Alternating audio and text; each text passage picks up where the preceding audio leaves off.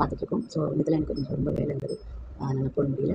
அப்போ வந்து இந்த குழந்தைய அவர் வச்சுட்டாரு. இந்த பொண்ணு வந்துட்டு ரொம்ப பரட்ட தலையோடையும் இந்த சாப்பிட்ற இட்லி கூட இருக்கிறது செரிக்காம போடுறது அந்த வாயில் வச்சுட்டு முழுங்க முடியாமல் எப்படின்னா பசி எடுத்தால் தானே சாப்பிட முடியும். அப்படிங்கும்போது அந்த அம்மான்ற அந்த வார்த்தையும் பத்திரமா போயிட்டு வாமான்ற அந்த குரலும் கேட்கும் போதும் நீ எங்கே போகிற, எங்கே தங்க போகிற, எங்கள் கூட வந்தாரியா அப்படின்னு கேட்கும்போதும் அதோட அந்த கதையை நான் சொல்லியிருப்பேன்.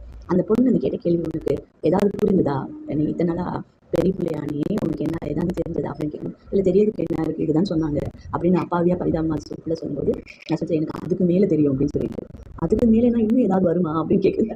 அது இல்லை இதுக்கு மேலெல்லாம் வரதுக்குலாம் இல்லை, இதுக்கு மேலே வேற ஒன்று நடக்கும் அப்படின்னு சொல்றாங்க. வேற ஒன்று நடக்கும்னா அப்படின்னு சொல்லுது.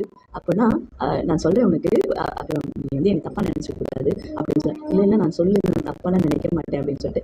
இல்லை இன்னைக்கு நீ ஸ்கூல் போயிட்டு பாரு, ஸ்கூல் போயிட்டு நம்ம வந்து பிரேக் கிடைக்கும் லஞ்ச் டைம்ல அப்போ நம்ம பேசலாம் அப்படின்னு சொல்லிட்டு.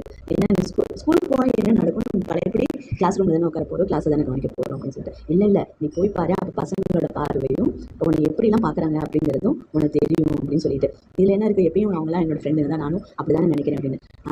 நீ இதில் தான் தப்பு பண்ணுற அப்படின்னு சொல்லிட்டு. நான் என்ன தப்பு பண்ணிட்டேன் அப்படின்னு அவ கேட்குறா. அந்த இல்லை நீ தப்பு இல்லை, நீ இப்போ பெரிய பிள்ளை ஆகிட்டேல, இப்போ உன்னோட நீ கண்ணாடியில் பார்த்தியா அப்படின்ட்டு. பார்த்தேன், எப்பயும் போல பார்த்துட்டு எங்கள் அம்மா தலை சொல்லிட்டாங்க. நான் வந்துட்டு இதெல்லாம் சேஞ்ச் பண்ணணுமோ அதை பண்ணிட்டு நான் வந்துட்டேன் அப்படின்னு சொல்லிட்டு. உனக்குள்ள ஒரு மின்மினிப்பு தெரியுதா ஃபேஸ்ல எல்லாம் அப்படின்னு சொல்லிட்டு.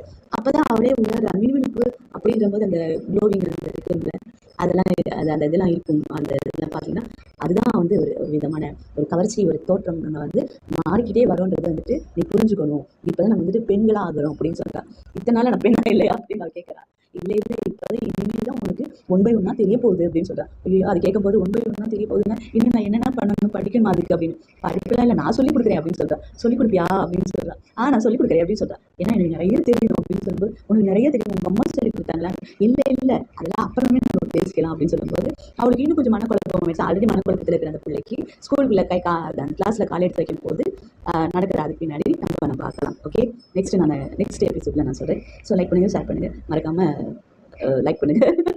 ஏன்னா ஒவ்வொரு குழந்தைங்களுக்கும் இது ரொம்ப தேவையான ஒரு கல்வி. ஏன்னா கல்வி